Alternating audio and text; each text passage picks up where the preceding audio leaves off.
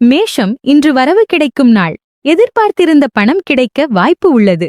தொழில் அல்லது வியாபாரத்தில் முன்னேற்றம் காணலாம். உங்கள் முயற்சிகள் நல்ல பலன் தரும். குடும்பத்தில் மகிழ்ச்சி நிலவும். ரிஷபம், சில காரியங்களில் தாமதம் ஏற்படக்கூடிய நாள். திட்டமிட்ட வேலைகள் எதிர்பார்த்த நேரத்தில் முடியாமல் போகலாம். ஆனால் பொறுமையுடன் செயல்பட்டால் நல்ல முடிவு கிடைக்கும். மிதுனம், அச்சம் தோன்றக்கூடிய நாள். தேவையற்ற பயம் மனநிலையை பாதிக்கலாம்.